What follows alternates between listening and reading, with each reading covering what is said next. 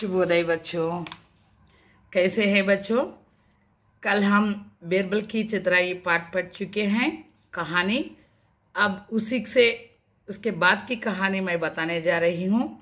ध्यान से देखिए। पृष्ठ संख्या 27 दूसरे दिन सवेरे माने देखिए उसी पृष्ठ में दूसरा अनुच्छेद అదే పేజీలోనమ్మ రెండో పారాగ్రాఫ్ నుంచి నేను చెప్తున్నా జాగ్రత్తగా నిన్నటి కథ అర్థమైంది కదా మీకు। दूसरे दिन सवेरे वह देहाती दोनों नौकरों के साथ बादशाह के पास आया। రెండో రోజు ఉదయాన్నే ఆ పల్లెటూరు అతని దగ్గరికి दोनों नौकरों के साथ బాద్షా కే పాస్ ఆయా। ఆ పల్లెటూరు అతను నేలలో మునిగి ఉన్నాడు కదా, ఎంత 24 గంటలు మునిగి ఉన్నాడు కదా। అతను రెండో రోజు ఆ నౌకర్లు అంట పెట్టుకుని చక్రవర్తి దగ్గరికి వచ్చాడు। బాద్షాకు బడా తాజ్జుబ్ హువా, वो చాలా ఆశ్చర్యం వేసింది చక్రవర్తికి। उन्होंने पूछा तुमको जरा भी सर्दी महसूस नहीं हुई। ఎందుకంటే చక్రవర్తి అనుకున్నాడు అతను చచ్చిపోతాడని, బతికి మళ్ళీ వస్తాడని ఊహించలా। అమ్మో ఏంటి నీకు కొంచెం కూడా చలి అనిపించలేదా అని అడిగాడు। देहाती ने कहा हुजूर तालाब के किनारे पर जो दीप जल रहा था उसी को देखता हुआ मैं खड़ा रहा, मुझे बिल्कुल सर्दी नहीं महसूस हुई। అయ్యా నేను చెరువు గట్టు మీద ఉన్న చిన్న దీపం వెలుగుతూ ఉండటం చూస్తూ ఉన్నాను, దాన్ని చూస్తూ నిలబడ్డాను, దాంతో నాకు అసలు ఏమీ చలి కూడా అనిపించలేదు।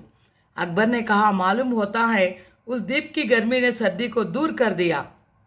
వెంటనే అక్బర్ అన్నాడు, ఇప్పుడు అర్థమైంది నాకు, ఆ దీపం యొక్క ఆ వేడి నీ చలిని దూరం చేసిందనమాట అన్నాడు।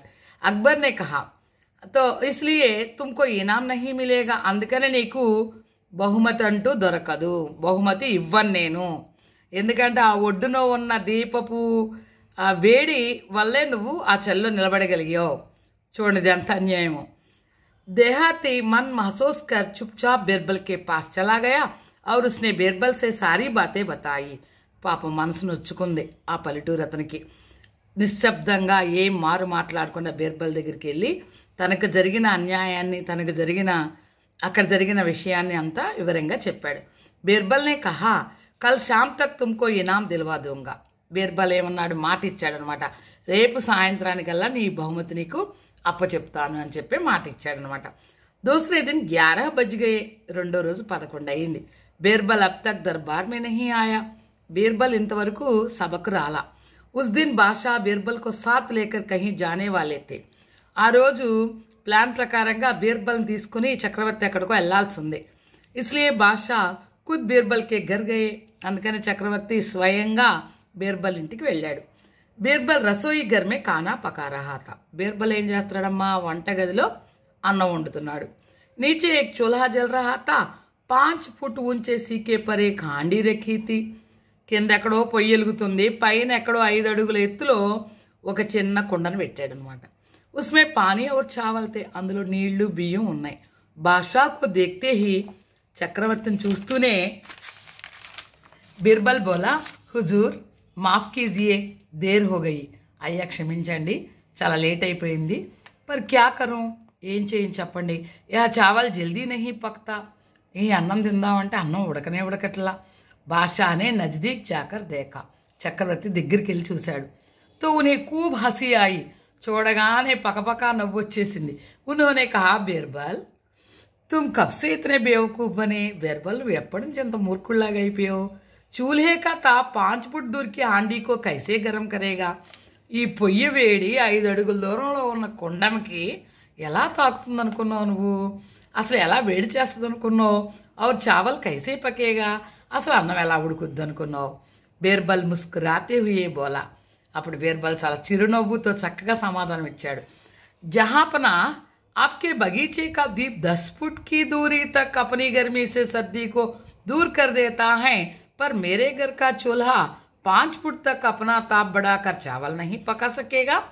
అయ్యా మీ తోటలో ఎక్కడో వెలుగుతున్న దీపం అక్కడెక్కడో ఉన్న అతనికి చలిని దూరం చేసిందే, మరి మా ఇంట్లో వెలుగుతున్న ఈ పొయ్య 5 అడుగుల దూరంలో ఉన్న అన్నాన్ని ఎందుకు ఉడకనివ్వదు చెప్పండి। చూసారు ఎలా చురక అంటించాడో। अकबर को बात समझने में देर नहीं लगी कि बीरबल ने क्यों यह नाटक रचा है। బీర్బల్ ఈ నాటకాన్ని ఎందుకు ఈ నాటకం ఆడుతున్నాడు అని అర్థం చేసుకోవడానికి ఇంకెక్కువసేపు పట్ల ఎవరికి, అక్బర్కి. उन्होंने तुरंत देहाती को 5,000 रुपये इनाम में देने का हुक्म दिया और बीरबल की खूब तारीफ की. వెంటనే ఆ పల్లెటూరు అతనికి 5,000 రూపాయలు బహుమతి ఇవ్వాలని చెప్పి ఆజ్ఞ జారీ చేశాడు. మరియు బీర్బల్కి కూప్ తారీఫ్కి, బీర్బల్ కూడా చాలా బాగా పొగిడాడు. అర్థమైందా పిల్లలు ఎంత బాగుందో? బీర్బల్కి చతురాయి, బీర్బల్ యొక్క తెలివితేటలు ఎంత చక్కగా అంటే రాజుగారికి ఎదురు తిరగకుండా, ఎదురు చెప్పకుండా చక్కగా సాక్ష్యాధారాలతో చక్కగా నిరూపించడం అనమాట. అంత తెలివిగా హితబోధ చేయడం అంటే జ్ఞానోదయం కలిగించడం అనమాట. చూసారా, బీర్బల్ అందులో దిట్ట.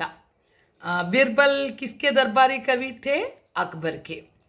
यहाँ देखिए बच्चों, कल गृहकार्य के रूप में अर्ध और उल्टे शब्द लिखे होंगे. जैसा कीजिए, यहाँ जोड़े बनाइए. यहाँ देखिए 5 हैं, ये 5 जोड़े बनाना एक बार लिखकर आप स्वयं बनाइए, जोड़ी बनाइए. उसके बाद वाक्य प्रयोग भी एक बार पढ़िए, ध्यान से पढ़िए. पाठ का सारांश यहाँ दिया गया है, साथ में बीरबल की चतुराई पाठ का सारांश. इस सारांश को एक बार नकल कीजिए. అంటే ఒక్కసారి కాపీ చేయండి అమ్మా. ఈ సారాంశం చాలా ఇంపార్టెంట్. ఈ సారాంశం నీట్ హ్యాండ్ రైటింగ్తో చోట రాయండి. పుస్తక సమీక్షకు కూడా మీకు ఉపయోగపడుతుంది. అచ్చా బచ్చో, ధన్యవాద్.